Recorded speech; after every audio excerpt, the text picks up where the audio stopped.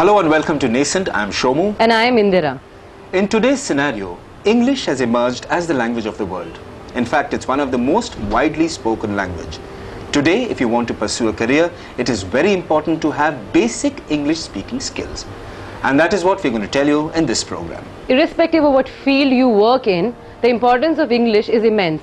Most professional courses are also taught in this language, so the importance begins at a much earlier stage.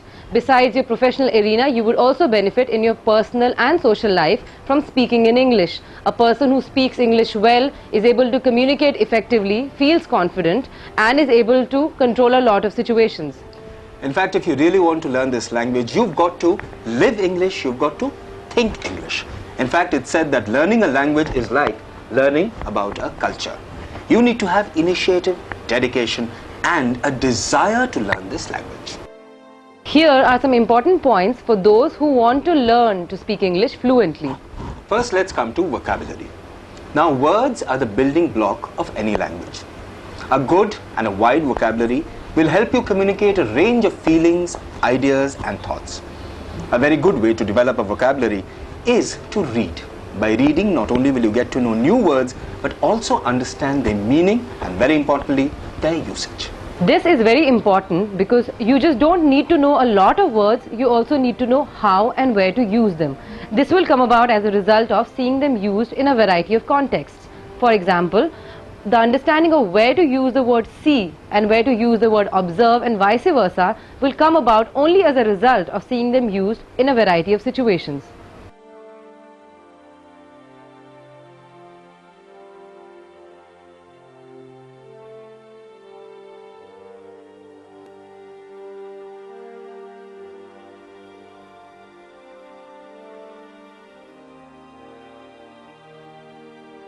Now let us come to the second point, which is grammar.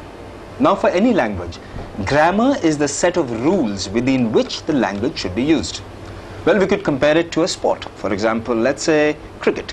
Now, a good cricket player must know the rules so that he can play within those rules. Components of grammar like subject-verb agreement, parallelism, nouns, pronouns, etc. A lot of people feel that grammar is not of much use because it is either very complicated or it is used only in formal situations. But that is not true.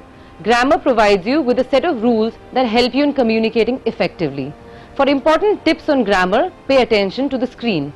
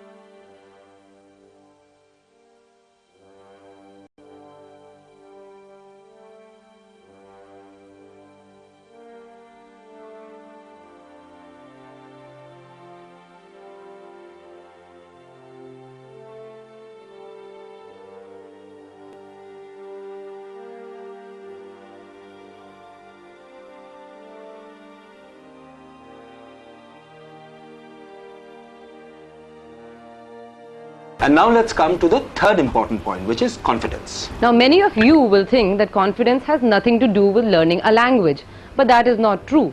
While learning the language, you will have to make the transition from learning it to speaking it. Now, this will only come once you start actively using the language. A very important thing is, do not feel embarrassed when you make mistakes while using the English language. After all, everybody makes mistakes while learning something. Speak short sentences in public places like restaurants, cinema halls. Encourage your friends to speak to you in English and also encourage them to point out your mistakes. Take this as a feedback and not as criticism. The next important point when it comes to speaking in English is practice. There is a saying that practice makes a man perfect. This is also applicable when you're talking about speaking a language. The more you practice, the more you will learn about various words, the nuances of using a language. In fact, you should create a plan and be disciplined about following it. Do not take a long break in the middle because it will make it impossible for you to go back to it. And now let's come to the next important point, which is pronunciation. Now the actual test of speaking a language lies in how well you pronounce the words. Now you will not get all this by reading books, so you should watch English movies, watch TV programs in English. And suppose you get the right pronunciation of a word, you should write it down, maybe in Hindi or maybe in a language which you're well versed in.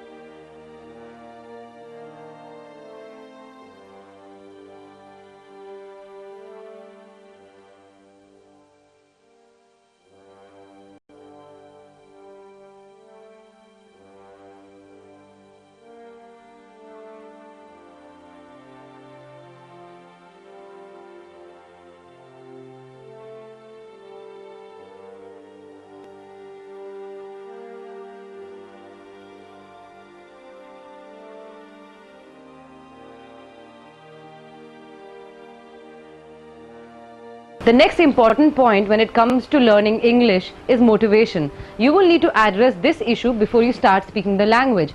Professional growth, personal satisfaction and a high self-esteem are three common reasons why people want to learn English. Keep these in mind, especially when you feel demotivated or think the process is just not worth it. Visualize yourself speaking fluently in English in front of friends or business associates. This will help you instantly get back on track and feel motivated. Giving interviews is an integral part of life. And there are some errors you make while speaking in English while you're giving an interview. Here are some of them. Firstly, never say myself and your name. Like I wouldn't say myself, Shomu. Say I am Shomu. When the interviewer asks you, how are you? Reply by saying, I'm fine, thank you. And in turn, ask, how are you? Also, when you're talking about your CV, that is your academic record and your qualifications, always speak in the past tense. And always use short sentences so that you're not talking at a stretch.